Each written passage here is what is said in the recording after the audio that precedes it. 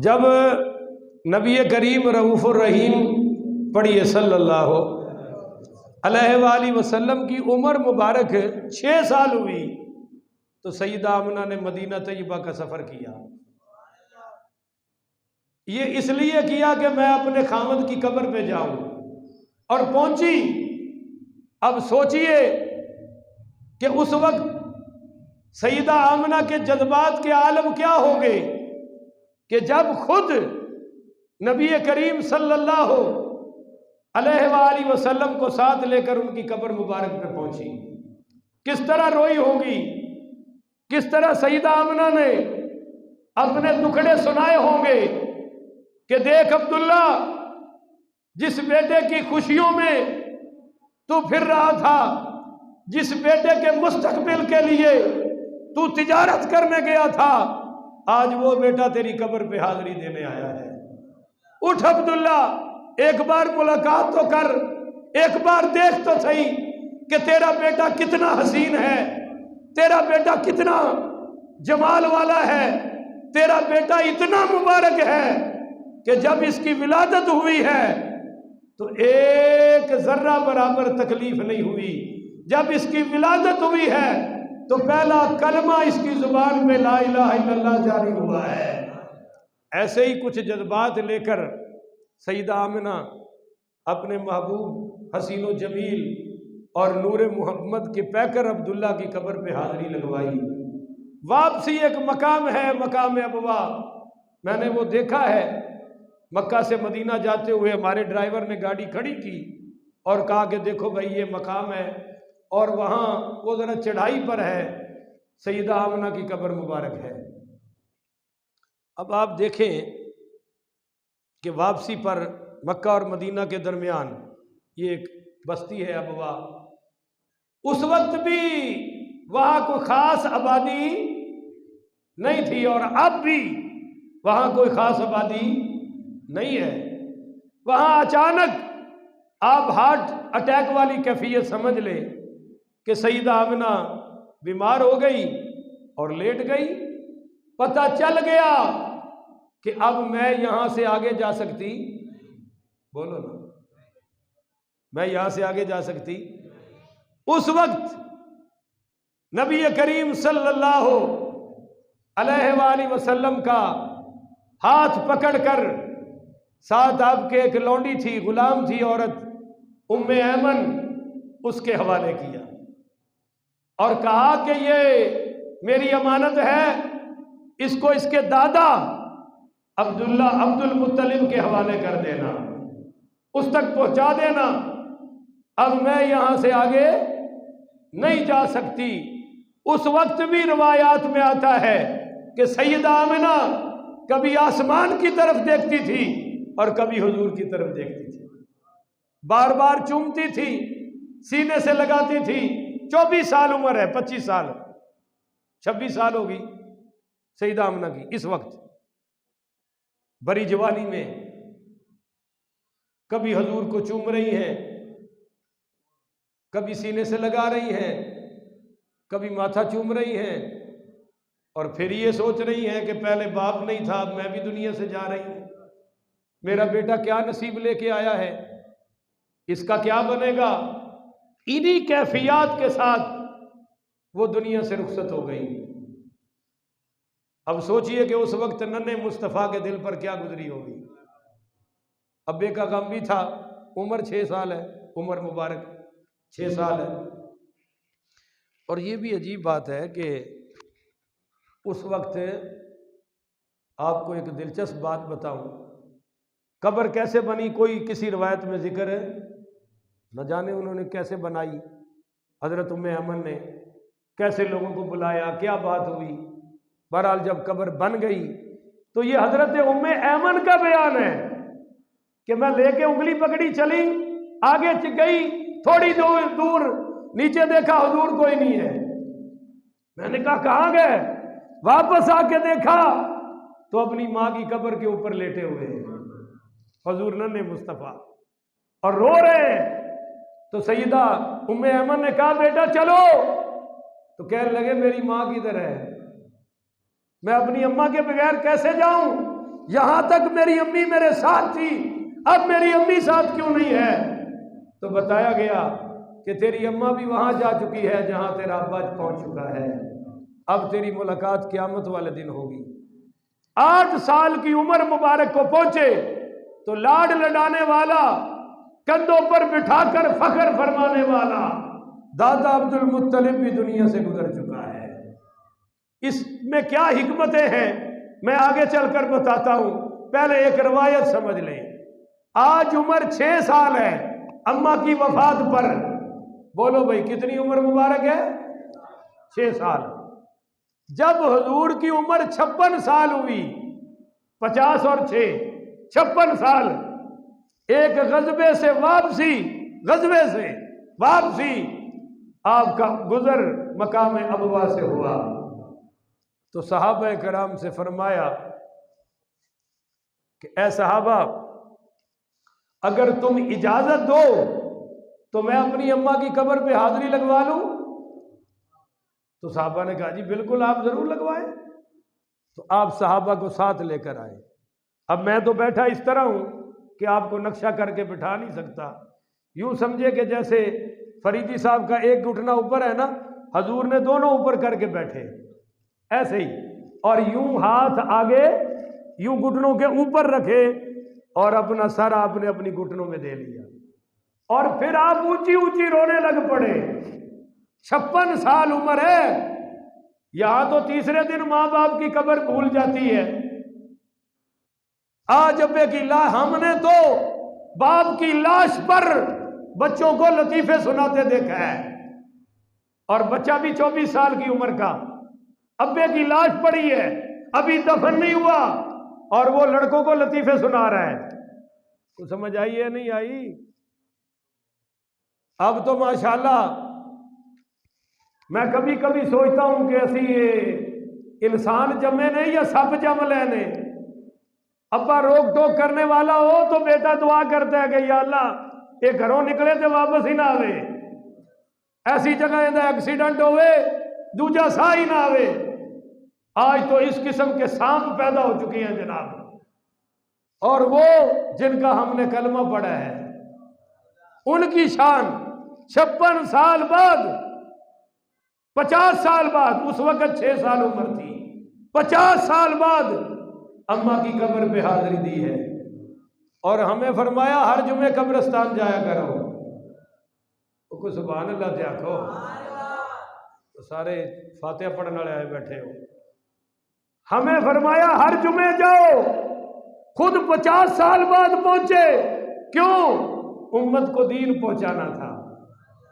हमें दीन पहुंचाने के लिए अम्मा की कब्र पर हाजिरी का मौका ही नहीं मिला, आज मिला है। और यूं और ऊंची ऊंची रोने लग पड़े। इतना सरकार रोए कि दाढ़ी मुबारक तर हो गई, इतना रोए आपकी आवाज बुलंद हो गई। वगरना मेरे आका रोते थे, आवाज नहीं आती थी। आपके रोने का जो अक्सर अंदाज था, आंसू मुबारक गिरते रहते थे पर चेहरे पर कोई असर तगय्युर नहीं होता था। कभी कभी ऐसा हुआ है कि आप इतना रोए कि आवाज निकल आई। उनमें से एक मकाम ये भी है। और फिर साहबा भी साथ ही रोने लग पड़े। फिर आपने सर मुबारक, चेहरा मुबारक उठाया और उठाकर फरमाया, ऐ मेरे साहबा, मुझे याद है कि इसी मकाम पर मेरी मां ने कैसे तड़प तड़प के जान रब के हवाले की थी। फरमाया मुझे याद है कैसे मेरी मां कभी मेरा माथा चूमती थी, कभी आसमान की तरफ देखती थी, कभी मेरे साथ बात करती थी, कभी रब के साथ बात करती थी। आपने अपनी मां की वफात का सारा किस्सा सुनाया। और सुनिए, एक मौके पर फरमाया, ऐ मेरे सहाबा, अगर मेरी मां जिंदा होती, अलाउ सुनन में रवायत है, सीरत इब्ने हिशाम में रवायत है, फरमाया काश मेरी मां, मेरी अम्मी जिंदा होती। आज मौलवियों ने माशाल्लाह हुजूर की मां पर भी कुफर के फतवे लगा दिए हैं। शर्म तुमको मगर नहीं आती। इस कदर तौहीद के ठेकेदार ने, इस कदर जन्नत अपने कब्जे च लई है मुल्ला ने कि नबी दी मां ते भी कुफर दे फतवे लाए ने। और हजूर पाक क्या फरमा रहे हैं? क्या किसी काफिर औरत के लिए फरमा रहे हैं? शर्म नहीं आती? यहां मजहबी कानून नहीं है ना, वगरना यो जो तो चौके च फटे लाया हुए, इनकी जबानें काट के कुत्तों के आगे डाली जाए। इतनी गंदी जबान, फतवा हुजूर के वालिदैन पर। आपने फरमाया काश मेरी अम्मी जिंदा होती सैयदा आमिना, मैं ईशा की नमाज पढ़ा रहा होता और मैं सूरह फातिहा पढ़ चुका होता। मेरी मां खिड़की खोलती, पर्दा हटाती, मुझे कहती या मोहम्मद, तो मैं नमाज तोड़ के कहता जी अम्मी जान हुक्म फरमाइए। मैं नमाज तोड़ के कहता अम्मी जान है हुक्म फरमाइए। तो अब आप देखें, आपको पता था कि मेरी मां जिंदा, वो बोलिया तो करो तुसी अगो, मैं तो लगता कब्रस्तान जी बात करन डे। पता था कि मेरी मां जिंदा, तो थोड़ी सेहत में फर्क पै गया? सारे बोलो। पता है कि मेरी मां जिंदा, और जेड़े मसीते तकबर नाल बैठे ने, एक अच्छी बात नहीं है। आजजी नाल फकीर बन के बैठो और सिर ना हिलाओ, जुबान हिलाओ कि अल्लाह पता था हुजूर को कि मेरी मां जिंदा नहीं है, पता था वो नहीं बुलाएगी, मैं नहीं जाऊंगा, फिर भी बात कर दी ताकि मेरी उम्मतियों को पता चल जाए मां की अजमत क्या होती है। तो ये था हजूर का बचपन मुबारक। अब मैंने कहा था मैं हिकमत बताऊंगा। हजरात ये कैसे हो गया? सवाल है कि हजूर की विलादत से पहले अब्बा रुखसत हो गए, 6 साल की उम्र में अम्मा रुखसत हो गई, 8 साल की उम्र में दादा रुखसत हो गया। ये कैसे हुआ? अल्लाह ने पूरे आलम पर वाजे कर दिया कि कोई ये न कहे कि मोहम्मद की तरबियत माँ ने की है, मोहम्मद की तरबियत अब्बा ने की है, अब्बे का कमाल है, अम्मा का कमाल है, ये दादे का कमाल है। फरमाया नहीं, ये मोहम्मद है, इसका हर कमाल फजले जुल जलाल है, इसकी तरबियत रब कर रहा है। बोलो भाई, इसकी तरबियत रब कर रहा है, परवरिश रब कर रहा है। यही तो फरमाया अलम यजिद का यतीमन फआवा, क्या आप यतीम नहीं थे? फआवा, और आपको सबसे आला मैंने बनाया है। यतीम तो रुल जाते हैं, यतीमों का तो वाली वारिस कोई नहीं होता। और इधर क्या हुआ कि अभी बिल्कुल छोटे से हैं, हलीमा की गोद में आए। वो कहती थी मैं बिल्कुल बीमार थी, यकदम मुझ में तवानाई आ गई। ऐसा यतीम बनाया कि जिस सवारी पर सवार हुए वो सबसे आगे निकल गई। वो थी तो बीमार, माड़ी, कमजोर। फरमाती हैं कि सुबह जब हुजूर मेरे घर में आए, नन्हे हुजूर सईदा आमना हलीमा, तो सुबह साथ वाली औरतें कहने लगी नहीं हलीमा बड़ी अमीर हो गई है, तेरे घर सारी रात दीवा बलता रहे हैं। उसने कहा नहीं, मैंने दिया नहीं जलाया, ये रुख मुस्तफ़ा के नूर है जिससे कमरा रोशन रहा है। तो हजरत हलीमा के घर आए तो रोशनी हुई ना, और जिस मौलवी दे दिल और घर में नहीं आए उथे हनेरा ही हनेरा है। वो कहता विखाओ नूर किथे है। तो अलम यजिद का यतीमन फआवा। अब हम अपनी गुफ्तगू के आखिरी राउंड में चलते हैं कि जब हुजूर पाक पढ़िए सल्लल्लाहु अलैहि वसल्लम खुद यतीम तशरीफ़ लाए, तो फिर दुनिया के यतीमों को सहारा भी तो अता फरमाया है। फआवा का एक माना यह भी है कि हमने आपको पूरी दुनिया के यतीमों का सहारा बना दिया। इस बारे में कुरान में बहुत सारी तालीमात है। ये मेरे सामने सूरतुन निसा है। अल्लाह ताला फरमा रहा है व आतुल यतामा अमवालहुम, कि यतीमों का अगर माल तुम्हारे पास है तो उनको अता कर दो। बोलो उनको बोला करें भाई, अच्छी बात में बोला करें। उंज माशाअल्लाह लड़न लग्या इंज बोलते हो भी सारे महल्ले च आवाज़ जाती है। और साढ़े गवांढ कदे कदे मैनू उत्ते ही आवाज़ आउंदियां ने मन मन की गाल, तो हौली कोई कढ़दा नहीं। और इत्थे माशाअल्लाह चंगा बोलना बोलता ही कोई नहीं, बड़े आराम नाल बैठे ने और समझते ने पता नहीं मौलवी साहब नाल बोल पाया तो की। अलबत्ता मौलवी की गलती दसनी होवे फिर कोई चुप करदा। हाय हाय हाय हाय। वह आतुल यतामा अमवालहुम, अगर यतीमों का माल तुम्हारे पास तुम्हारी कस्टडी में है और जब यतीम 24-25 साल का हो जाए तो उसका पूरे का पूरा माल उसको बोलो बोलो बोलो बोलो वापस कर दो। वला ततबद्दलुल खबीस बित्तय्यब, उनके अच्छे माल को गंदे माल के साथ मिलाने की कोशिश है।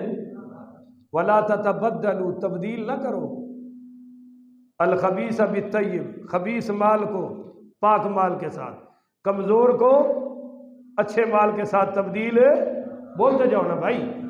और गंदे माल को अच्छे माल के साथ तब्दील, माड़े को तकड़े के साथ तब्दील मत करो। और थोड़े उनके ज्यादा को अपने थोड़ों के साथ तब्दील मत करो, जो है वही दे दो बल्कि उससे भी ज्यादा अता कर दो। आगे फरमाया वला ताकुलू अमवालहुम इला अमवालिकुम, और उनका माल मत खाओ अपने मालों के साथ मिलाकर। एक तरीका तो यह है कि घटिया माल दे दिया और उनका अच्छा माल रख लिया, बोले जरा। और दूसरा तरीका क्या है कि उनका माल अपने मालों में मिक्स कर लिया, उनका माल अपने मालों में मिक्स कर लिया। मेरे करीबी रिश्तेदारों के कुछ यतीम उनके सके भाई के बेटे पहुंच गए तो उन्होंने उसकी पहली भी अपने कब्जे में ले ली। तो मैंने कहा ये तुम पहली का जो पैसे हैं बैंक में रखो, कल को इनको दे देना। कहने लगा इन्होंने असी रोटियां नहीं खवा रहे, इन्होंने कपड़े लेके नहीं दे रहे। तो मैं क्या जो ये नहीं सन उदो तेरे घर रोटी नहीं सी पकती, जेड़ी तेरे घर पहले पकती सी इन्होंने भी खवा दे। आखिर सके भतीजे ने तेरे, कुछ तो तुझ पर भी हक बनता है। पर वो मेरी बात मानने को तैयार है। तो ये भी एक तरीका है कि किसी यतीम को ले लिया और उसका माल अपने माल में, तो वला ताकुलू अमवालहुम इला अमवालिकुम, अल्लाह कह रहा है कि भाई उनके मालों को अपने मालों के साथ मिलाकर गुड मुड करके भी खाने की कोशिश न करो। इन्नहु कान हुबन कबीरा, ये बहुत बड़ा गुनाह है। बोलो ये बहुत बड़ा। अब हज किधर जाएगी भाई, हाजी साहब नाले हज भी कीती आउंदे ने ते यतीमां दा लहू भी पीती आउंदे ने।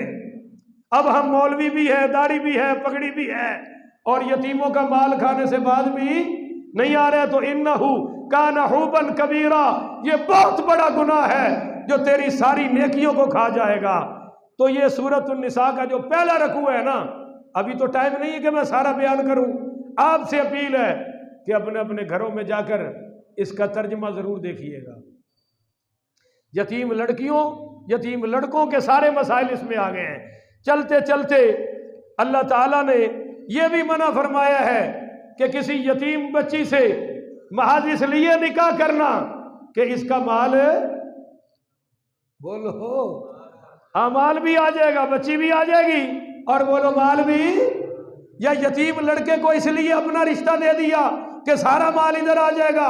नहीं, जिस तरह हम अपनी बेटी की पसंद ना पसंद देखते हैं, यतीमों के जज्बात का भी ख्याल करना पड़ेगा। महज माल की खातिर बोलिए भाई निकाह करने की इजाजत है, इससे मना किया गया। अब यही मसाइल बयान करते करते ना जी अल्लाह ताला ने इस सारे रकू का एक एंड बयान किया है। वो क्या है? इन्नल्लज़ीना, बेशक वो लोग, याकुलूना अमवालल यतामा जुल्मन, जो यतीमों का माल खाते हैं जुल्मन। बोलो भाई, जो यतीमों का माल खाते हैं, मुआशरा भरा पड़ा है इस वक्त, हर बंदा दा में है। शरीफ हो ही है जिंदा हाथ नहीं पिया, जिंदा पै गया है वो बड़ा शरीफ है। जिस तरह के साढ़े वजीर आजम साहब शरीफ ने, वो फिर वो शरीफ है, और जिंदा नहीं पिया वो ए शरीफ है, और जिंदा पै गया वो शरीफ है। तो सारा मुआशरा शरीफों से भरा पड़ा है। और कुरान इसमें क्या पैगाम दे रहा है? इन्नल्लज़ीना याकुलूना अमवालल यतामा जुल्मन, जो यतीमों का माल जुल्मन खा रहे हैं, इन्नमा याकुलूना फी बुतूनिहिम नारा, ये अपने पेटों में माल नहीं डाल रहे, जहन्नम की आग से भर रहे हैं। समझ लो ये जहन्नम के अंगारे खा रहे हैं जो यतीमों का माल खा रहे हैं। बहाना कोई भी हो, किसी भी बहाने से यतीमों का माल खाना, कुरान कह रहा है कि पेट में जहन्नम की आग जा रही है। बोलो यतीम का माल नहीं है, ये जहन्नम की आग है। वसयस्लौन सईरा, और मरने के बाद इनको भड़कती दहकती आग में डालूंगा, ये अल्लाह ताला ने फरमा दिया है। तो इसी तरह अब ये मेरे सामने सूरह इसराइल है, यानी बनी इसराइल, इसमें भी अल्लाह ताला ने फरमाया कि वला तकरबू माल अल यतीमा, और यतीम के माल के पास न जाओ, इल्ला बिल्लती ही ahsanu, हाँ आहसन तरीके से। ये आहसन तरीका क्या है कि अगर तुम यतीम की परवरिश कर रहे हो और तुम्हारे पास बोलो अपना माल नहीं है, तो अब तुम यतीम के माल को यतीम पर खर्च कर सकते हो। यतीम के माल को यतीम की परवरिश पर, तालीम पर, तरबियत पर, रहन सहन पर खर्च तो कर सकते हो, पर इल्ला बिल्लती ही आहसन, आहसन तरीके से कि जितना लगे उस पर लगे। अपने घर लगाओगे, अपनी औलाद पर लगाओगे, और वो जो मैंने पीछे बयान कर दिया कि खबीस को तय्यब के साथ मिलाओगे या माल में अपने माल को मिलाकर खाओगे, तो फिर तुम्हारे पेट में जहन्नम की आग जा रही है, माल नहीं जा रहा। अवलन तो अपने पास से यतीम पर खर्च करो, अगर नहीं है यतीम का यतीम पर खर्च करना है तो इल्ला बिल्लती ही ahsan, अच्छे तरीके से अपनी औलाद पर खर्च, यतीम का माल ऊंची बोला करो ना, यतीम पर खर्च करो, अपनी औलाद पर खर्च ना करना। हत्ता यबलुगा, हत्ता के वो हत्ता यबलुगा शुद्धहु, अपनी जवानी की शिद्दत को पहुंचाए। बोलो भाई, अपनी जवानी की, ये शिद्दत की जवानी 25 साल है, 28 साल है, 30 साल है, तो फिर उनको वापस कर दो। वह औफू बिल आहदी, अपने वादे पूरे करो। बोलो ना यार, अपने वादे पूरे करो। यतीम के बारे में जो वादा किया वो पूरा करो। उसके बाप से किया या उसकी माँ से किया या बाकी रिश्तेदारों से यतीम को अडॉप्ट करते हुए आपने वादा कर लिया कि मेरा वादा है मैं इन पर दुख तकलीफ नहीं आने दूंगा, तो फरमाया अपने वादे पूरे करो। इन्नल आहदा काना मसऊला, तुम्हारे हर वादे का तुमसे सवाल किया जाएगा। कुरान कह रहा है आजकल तो वादियां दी मंडी लगी पई है, और असी उस मुल्क में रह रहे हैं। अब तो मैंने खबरें सुननी छोड़ दी हैं, मस्जिद में बैठा हूं, इतना झूठ कि वजीरों का चेहरा देखकर एक ही आवाज उठती है, लानतुल्लाहि अलल काज़िबीन। क्या अपोजिशन वाले, क्या वो झूठ की एक मंडी है, और इन झूठों की नहुसत है कि हमारा मुल्क डूब चुका है और यहां तक डूब चुका है, सिर्फ ये हिस्सा बाकी रह गया है। कल अफगानिस्तान अभी जंग से खत्म हुआ, कल इसी साल, और उनका रुपया भी हमसे आगे निकल गया है। वहां डॉलर 85 रुपए का, यहां 250 रुपए का। उन्होंने डॉलर रखा, तालिबान ने जुत्ती थले, इन्हें रखा सिर उत्ते, और हमारा 2.5 रुपया, अफगानियों का 1 रुपया। इनको कोई शर्म नहीं आती। आए भी कैसे, हैं ही सारे डॉलरों वाले। कोई रुपये वाला हो तो परेशानी हो ना, ये परेशानी तो मुझे और आपको होगी, उनको कोई नहीं है। तो इन्नल आहदा काना मसऊला, तुम्हारे हर वादे का तुमसे सवाल है। आपको एक बड़ी हस्ती का तारुफ कराऊं, सुभान अल्लाह कह दो।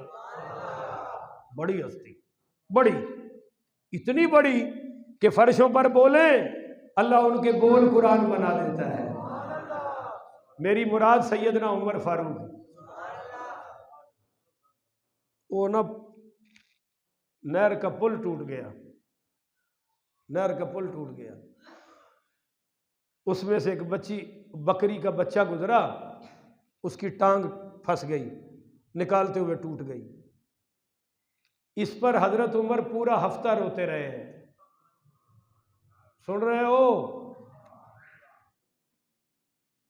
पूरा हफ्ता हजरत उमर रोते रहे। और मैं जब ये बातें पढ़ता हूं ना तो लगता है असी जहन्नम में रह रहे हैं। यकीन करो वो जन्नत सी। तो हजरत अब्दुल्ला इब्ने उमर कहने लगे, बाबा ये आपको क्या हो गया है कि बकरी के बच्चे के पीछे रो रहे हो? वो तो फरमाया बकरी के बच्चे का मसला नहीं, पुल का तो मुझे हिसाब देना पड़ेगा ना, पुल तो मेरी खिलाफत में हुआ है, मुझे हिसाब देना पड़ेगा। ये हजरत उमर, मस्जिद नबी में जलजला आया तो मारी लत, यूं पांव रगड़ के मार के फरमाया, रुक, क्या उमर ने तुझ पर अदल नहीं किया? उस वक्त का रुका हुआ जलजला आज तक वापस नहीं आया। कोई नहीं कहेगा सुभान अल्लाह, क्योंकि तुसी हजरत उमर नूं की जानो, असी की जानी है। सानू तो यह मनहूस मिले ने जिन्हां दी शक्लां वेखण नूं दिल नहीं करता। तो हजरत उमर खत लिखते थे तो सूखे दरिया भी चल पड़ते थे। ये हजरत उमर है। वो जब शहीद हुए 10 साल बाद उनके बेटे हजरत अब्दुल्ला इब्ने उमर रजी अल्लाह ताला अन्हु, ये भी साहबी हैं, बहुत बड़े साहबी हैं, 10 साल बाद शहादत के ख्वाब में आए। तो हजरत अब्दुल्ला कहने लगे, बाबा आपके साथ क्या बना? फरमाया, बेटा अब खिलाफत का हिसाब दे के फारग हुआ हूं, अब फारग हुआ हूं। तो इनका क्या बनेगा? इन्नल अहद काना मसऊला।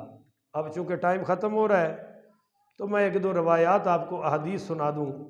आप भी माशाल्लाह पक्के हैं, हर जुमे आखिरी सांसों पर ही आते हैं। आपकी पूरी कोशिश होती है कि कहीं कोई मसला ना सुन लइए, लेट ही चंगे हैं। हमारे नबी करीम रऊफुर रहीम पढ़िए सल्लल्लाहु अलैहि वसल्लम ने फरमाया, अस्साई अलल अलल अरमिलती वल मसाकीन, जो यतीमों के लिए मसाकीन के लिए कोशिश करे, वो खुद नहीं कर सकता, कोशिश करे। आप नहीं कर सकते, दूसरों को कह दे, मालदारों को कह दे कि यार वो मदरसा है उसकी मदद कर दो, वहां यार उस चीज की जरूरत है लेकर दे दो। फरमाया जो गरीबों के लिए यतीमों के लिए कोशिश करता है तो कल मुजाहिदी फी सबीलिल्लाह, ये ऐसे ही है जैसे अल्लाह की राह में जिहाद कर रहा है।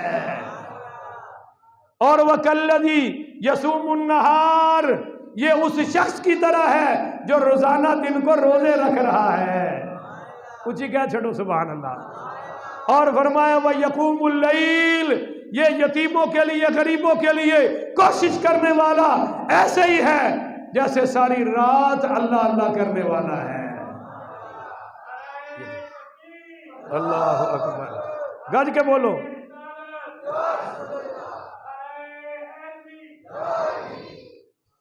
अब एक अगली हदीस सुनिए मौजूद सामीन, मेरे सिर्फ 5 मिनट बाकी है, जल्दी सुन लीजिए। अम्मा आयशा सिद्दीका रजी अल्लाह ताला अन्हा फरमाती है, उम्मुल मोमिनीन के मैं घर में थी, हुजूर मस्जिद में गए हुए थे, एक औरत आई, 2 यतीम बच्चियां साथ थी, आकर कहने लगी मैं बड़ी भूखी हूं, हदीस सामने है, मैं मफहूम पेश कर रहा हूं, मुझे कुछ दे दिए।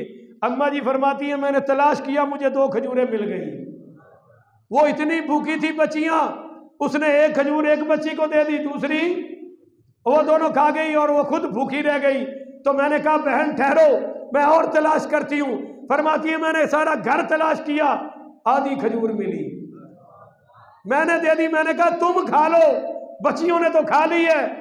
कहती है कि वो उसने तोड़ी तो एक बच्ची ने झपट्टा मारा, आधा हिस्सा उसने ले लिया, दूसरी ने, बच्चियां तो भूखी थी, खजूर एक थी। वो औरत चली गई। मैंने कहा मेरे पास और कुछ है। अम्मा जी फरमाती हैं वो चली गई तो मैंने रोना शुरू कर दिया। जब हजूर दाखिल हुए तो मैं रो रही थी। आपने पूछा आयशा तुझे किस चीज़ ने रुला दिया? अर्ज की या रसूल अल्लाह, इस तरह एक खातून आई थी बेवा, 2 यतीम बच्चियां थी, मैंने खजूरें दी तो वो बच्चियां ही खा गई, औरत माँ भूखी चली गई, उसका भूखा जाना मेरे लिए मुझे रुला गया कि वो मेरे घर से भूखी गई। तो मेरे नबी करीम पढ़िए सल्लल्लाहु अलैहि वसल्लम ने फरमाया, आयशा मैं अली बिन हादिहिल बनाती शैयन फअहसन इलैहिन्ना कुन लहू सितरम मिनन नार। आयशा, वो दोनों बच्चियां उस माँ को जहन्नम से बचाकर जन्नत में ले जाएगी। मेरे नबी ने फरमाया, जब कोई बेवा औरत तुम्हारे घर आ जाए, उसके सामने अपनी बीवी से मुस्कुरा के बात मत करो, उसके सामने बीवी को तोहफे मत दो, लेन देन की बात न करो, मोहब्बत भरी बात न करो। कहीं बेवा को अपना खामद ने याद आ जाए, उसके दिल से आह निकलेगी, तेरे दोनों जहान बर्बाद हो जाएंगे। जब यतीम आए, किसी गरीब आ जाए बच्चा तुम्हारे घर में, तुम्हारे बच्चे के खिलौने की तरफ इशारा करे, दे दो उठा के, और उस बच्चे के सामने अपने बेटे को सर पे ना बिठाओ, माथा ना चूमो, बेटे का मुंह ना चूमो, बेटे से प्यार भरी बात ना करो, कहीं उस यतीम को अपना अब्बा याद ना आ जाए, कहीं हमारे दोनों जहान ना बर्बाद हो जाए। उसके दिल से जो आह निकलेगी, अर्श हिल जाएगा। तो मेरे नबी करीम पढ़िए सल्लल्लाहु अलैहि वसल्लम ने फरमाया, अना वकाफिलुल यतीमी फिल जन्नती कहातैन, यूं इशारा किया, या एक साहबी कहते हैं यूं इशारा किया, यूं या यूं किया या यूं किया, 2 उंगलियां साथ मिलाई और फरमाया, जो यतीम की कफालत करता है वो जन्नत में मेरे साथ ऐसे होगा जैसे ये उंगलियां साथ साथ हैं। कहां पहुंच गया?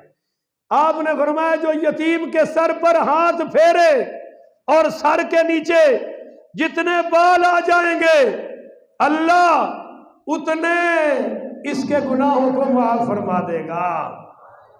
और सुनिए जनाब, मेरे नबी करीम पढ़िए सल्लल्लाहु अलैहि वसल्लम ने फरमाया, खैरुन बैतिन फिल मुस्लिमीना बैतुन फीही यतीम युहसन इलैही, के मुसलमानों के घरों में से सबसे बेहतरीन घर वो है जिस घर से किसी यतीम के साथ अच्छा सलूक किया जा रहा है, ये घर सबसे अच्छा है। और वह शर्रुन बैतिन फिल मुस्लिमीना बैतुन फीही यतीम युसाउ इलैही, फरमाया सबसे बुरा घर, गंदा घर, घटिया घर वो है जिस घर से किसी यतीम के साथ बुरा सलूक किया जा रहा है। इस हदीस में फिर आपने फरमाया, जिस तरह ये उंगलियां साथ साथ हैं, इसी तरह यतीम की परवरिश करने वाला जन्नत में मेरे साथ होगा। नबी करीम पढ़िए सल्लल्लाहु अलैहि वसल्लम ने यतीमों की कफालत के बारे में ये फरमाया।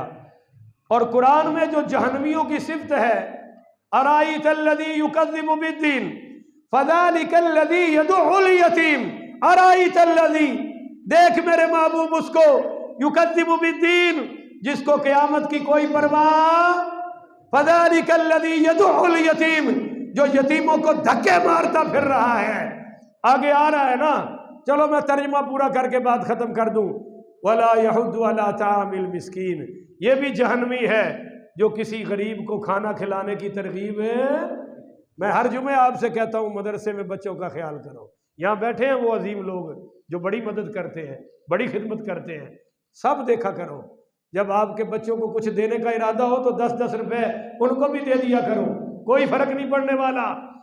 वला यहुद्दु अला तामिल फवैलुल लिल मुसल्लीन, बर्बाद हो गए नमाज पढ़ने वाले, क्योंकि नमाजी यतीमों का माल खाए और नमाजी मस्कीनों को धक्के मारे, यतीमों को धक्के मारे, तो बोलो इनकी नमाज किसी काम की। इसलिए साथ ही फरमाया फवैलुल लिल मुसल्लीन, बर्बाद हो गए वो नमाजी भी। वैल, जहन्नम की वो वादी है जिससे जहन्नम भी पनाह मांगती है, वहां नमाज पढ़ने वालों को फेंका जाएगा। बेनमाजियों का क्या अंजाम होगा, ये तो आप इसी से अंदाजा लगा लो। जब नमाजियों का ये हाल है तो बेनमाजी का तो पहले ही बेड़ा गर्क। फवैलुल लिल मुसल्लीन अल्लज़ीना हुम अन सलातिहिम साहून, ये अपनी नमाजों से गाफिल है।